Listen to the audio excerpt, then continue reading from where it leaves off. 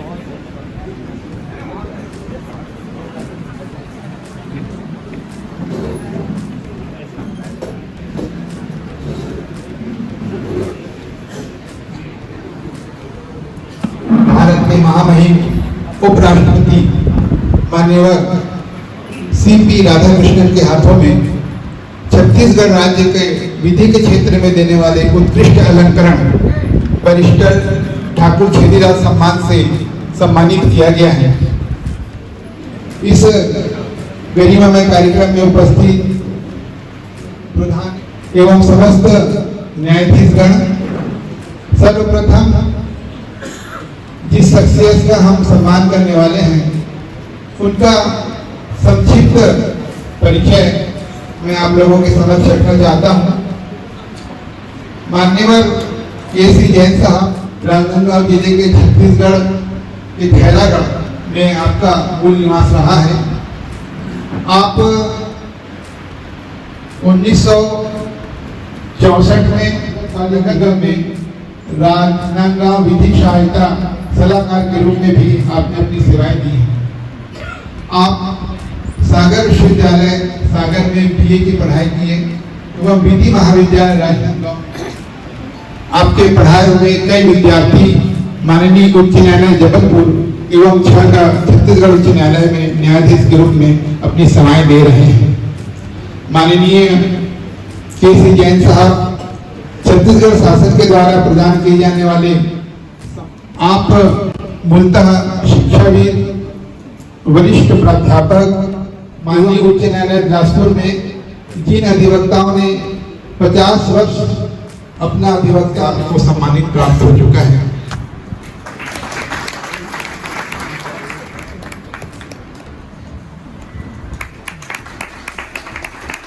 Media है और आप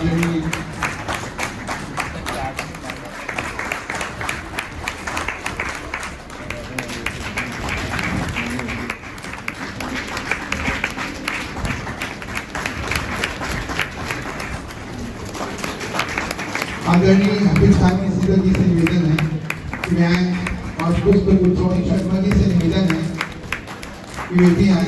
सुषमा चौहान से निवेदन है कि वे आए।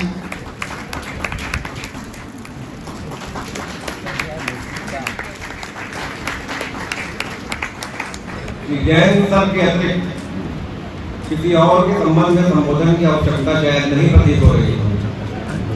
आदरणीय श्री खेमचंद जैन से हमारे जिला अधिवक्ता संघ के लगभग सभी सदस्यों का, खासकर मेरी पीढ़ी और मेरे आगे की पीढ़ी के जो लोग हैं, विधि महाविद्यालय में अध्यापन के दौरान से, यानी हम लोग जब वकालत चालू नहीं किए तब से गुरुदेव का सानिध्य हम लोगों को मिलता रहा। इस मामले में मेरा विशेष सौभाग्य है कि मेरे पिताश्री के हम उम्र रहे इन लोगों ने संभवतः साथ साथ वकालत चालू की, साथ साथ पढ़ाई भी की है। तो उस नाते मैं तो विधि महाविद्यालय का छात्र होने के पहले भी पारिवारिक रूप से, व्यक्तिगत रूप से जैन सर से जुड़ा रहा। उनके घर आना जाना, पारिवारिक संबंध हमारे रहे। वकालत में आने के बाद वास्तव में उनकी योग्यता का पता चला। वास्तव में उनके मुंह के सामने कोई तारीफ की बात नहीं, वास्तव हकीकत जो है, जिसका अनुभव मैं वर्तमान तक करते रहूंगा। भी कुछ समय पहले तक सर डेली कोर्ट आया करते थे और सौभाग्य से हमारी अच्छी मुलाकात, बैठ के चर्चा हुआ करती थी। कई बार कहते हैं कि बहुत अच्छी किताब है, उसको पढ़ने से बहुत ज्ञान का अर्जन होता है। मैं निश्चित रूप से कह सकता हूं कि बहुत सारी अच्छी किताबों का सागर, गागर में सागर जो कहते हैं, उतना विधि के क्षेत्र का ज्ञान हमारे आदरणीय गुरुदेव श्री जैन सर को है।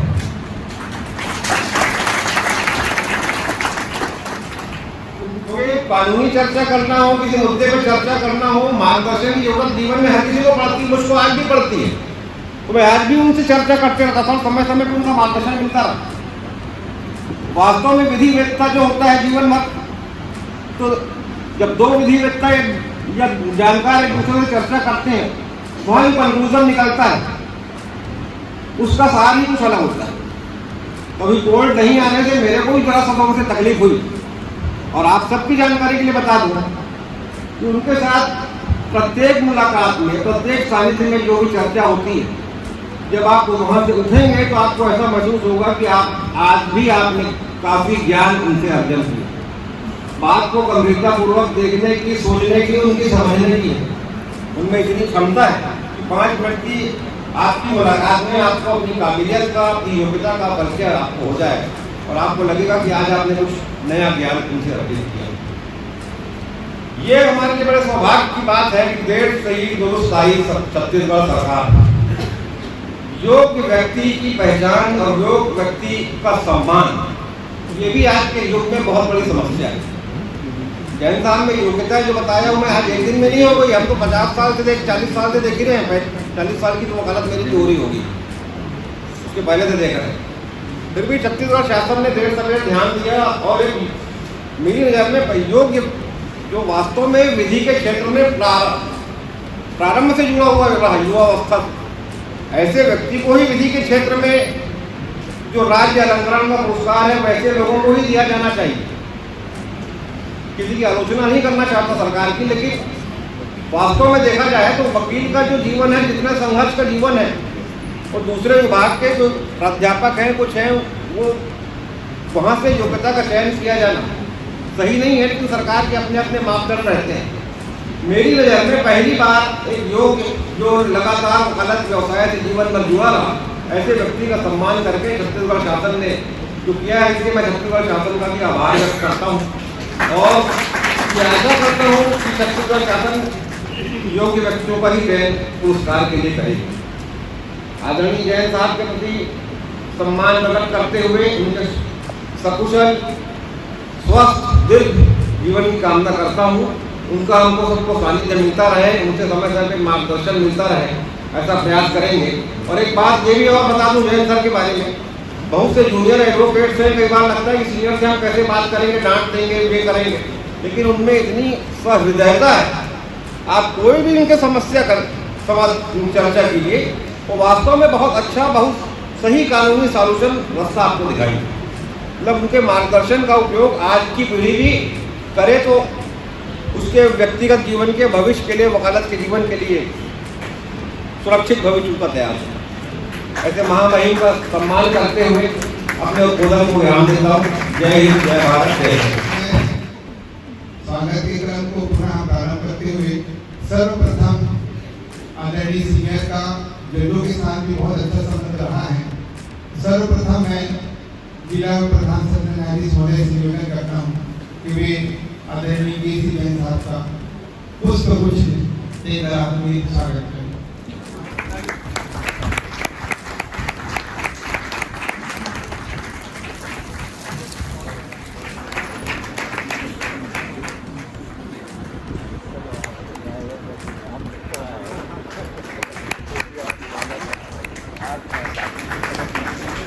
आदरणीय पॉक्सको द्वितीय अतिरिक्त सत्र न्यायाधीश मुख्य न्यायिक मजिस्ट्रेट आदरणीय भूपत सर से निवेदन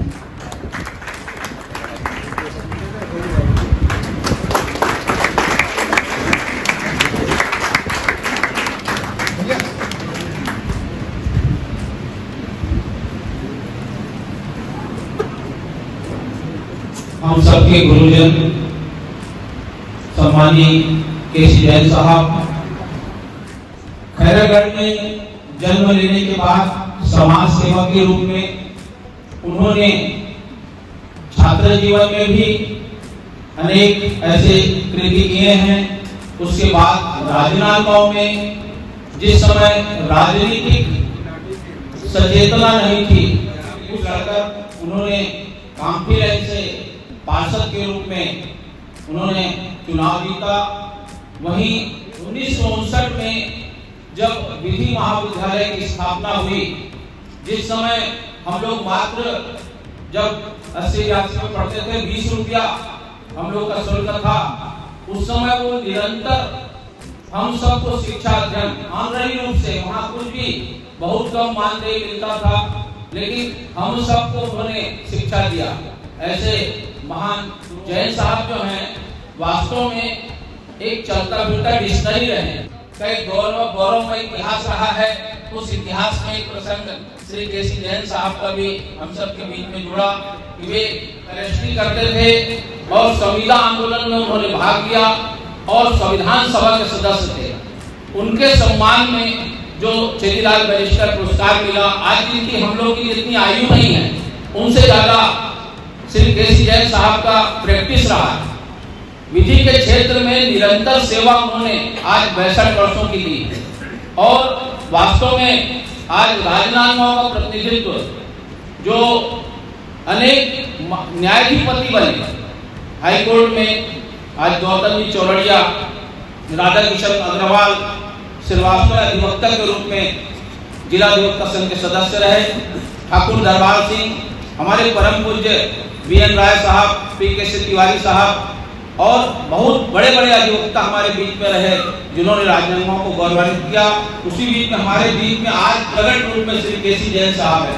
वो राजनांदगांव बार को और राजनांदगांव अधिवक्ता संघ को आज भी वहाँ रायपुर में जाते हैं तो केसी जैन साहब क्या कर रहे हैं, क्या हाल है, ये पूछते हैं, वो हमें गौरवान्वित करते हैं।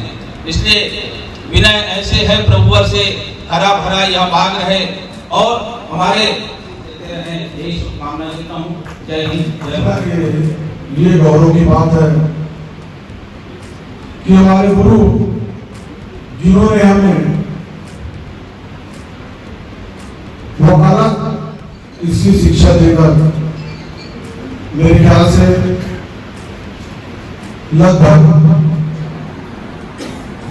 90% लोग आज भी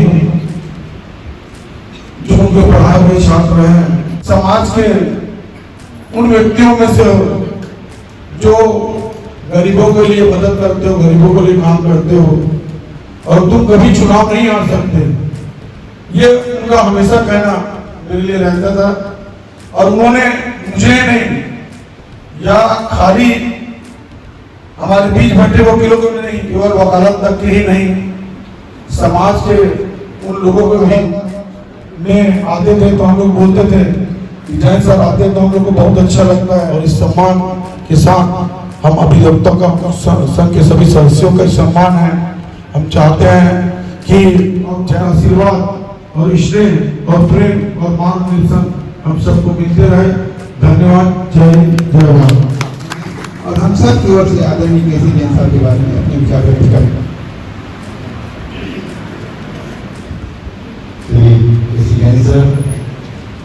कार्यक्रम में उपस्थित प्रधान जिला न्यायाधीश महोदय, उपस्थित सभी न्यायाधीशगण, वरिष्ठ अधिवक्ता साथियों,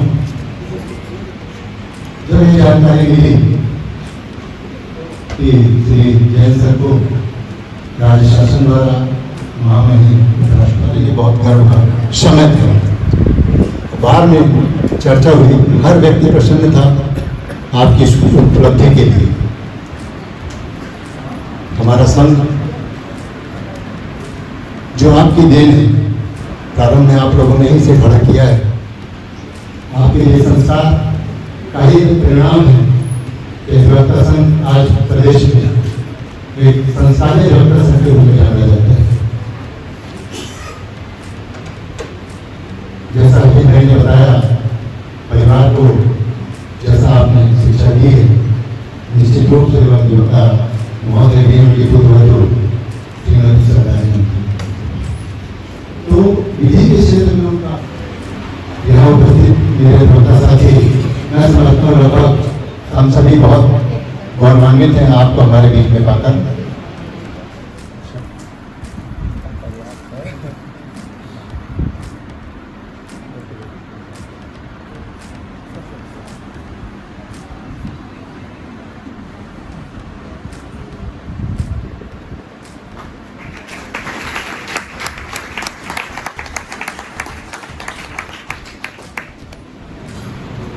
इस कार्यक्रम के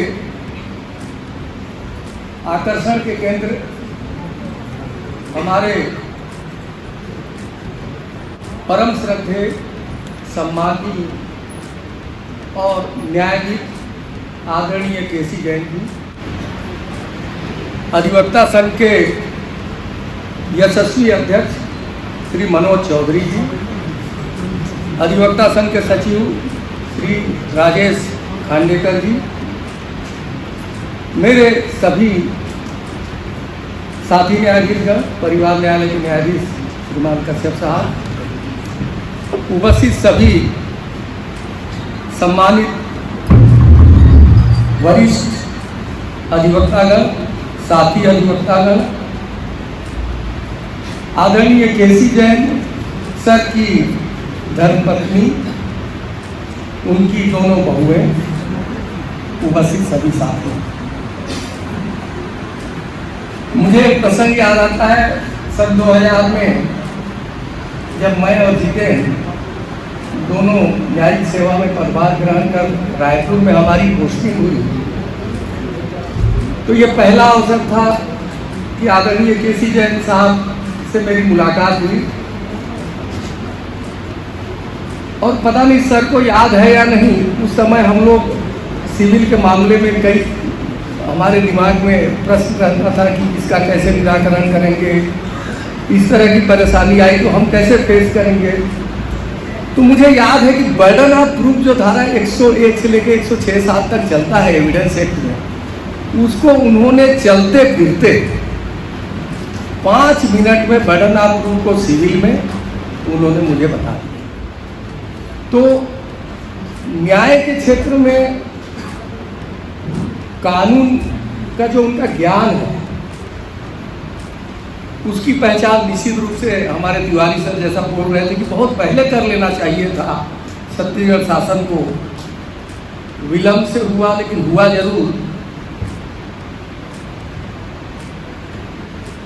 मुझे जब ये जानकारी मिली कि आदरणीय केसी जैन सर को